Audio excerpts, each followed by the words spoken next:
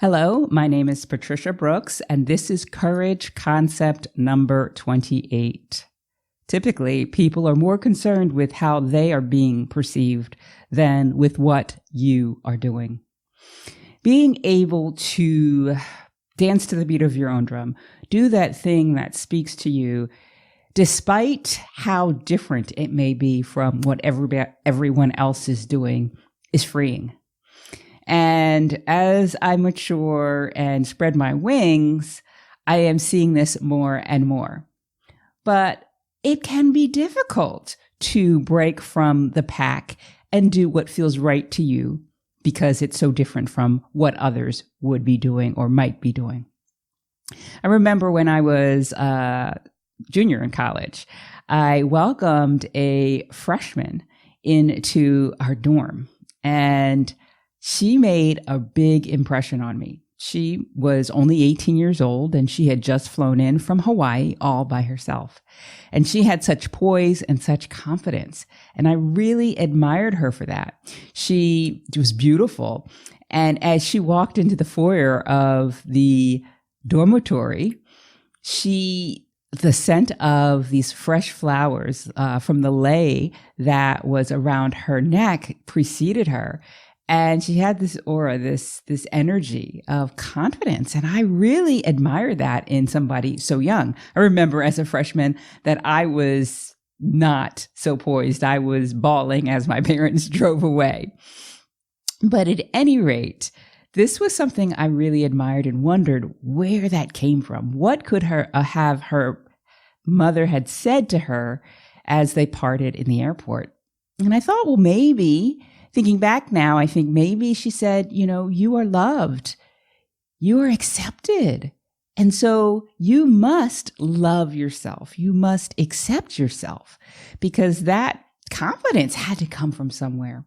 I don't know if that was the affirmation that she was given or that she lived by, but certainly feeling that way would give you a sense of confidence. Now, I know that people think that people are thinking about them all the time, but typically people are more concerned with how they are being perceived than with what you are doing. And the more I embrace that, the more I am free to express myself and be myself. I read an article recently that talked about being invisible and how this woman who is age 65 now really doesn't mind being invisible because it gives her this power to be who she truly wants to be. Dye her hair the color she wants to dye it and not really care about what other people will think because, well, other people probably don't even notice me. And I was thinking that is a neat way to approach it. And if we can get to a point where before we are in our 60s and feel that perhaps as an older person, people aren't paying us any attention anymore, that we can really live our lives more fully. In this concept, typically, people are more concerned with how they're being perceived than with what you are doing can help take some of the pressure off of you having to be like everybody else, having to follow somebody else's path and not the path that you were born to follow. Now, this concept goes to the catalyst, which is shifting perspective, because when you recognize that, all eyes are not on you and that people are really into themselves and how they're being perceived, then you can breathe a little easier and start to think about what it is that you want to do and how you want to live your life. And when you do, as I said, this is a really, really freeing experience. Now, I don't know that a lot of us have spent a lot of time thinking, well, what would I do if I didn't care what other people thought? But that is at the heart of dancing to the beat of your own drum, because when you feel that freedom to do whatever, despite what other people might think, then you can move forward more effortlessly and more joyfully. So in order to help you to kind of explore this, I'd like to ask you a few questions. And if you would write these down, it would really help you to start planting some seeds.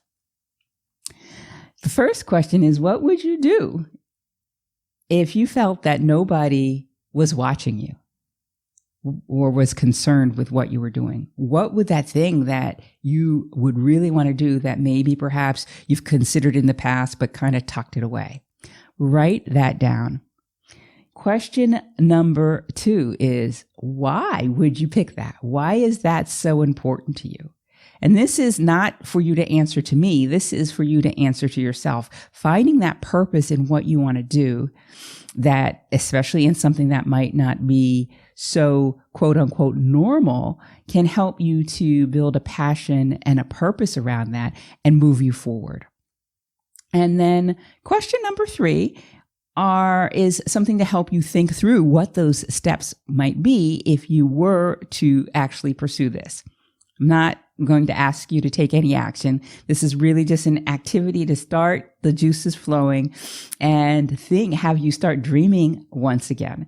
So what steps would you need to take in order to pursue this idea that you wrote down in number 1, this thing that feels really right to you, but may be a little bit different from what everybody else is doing?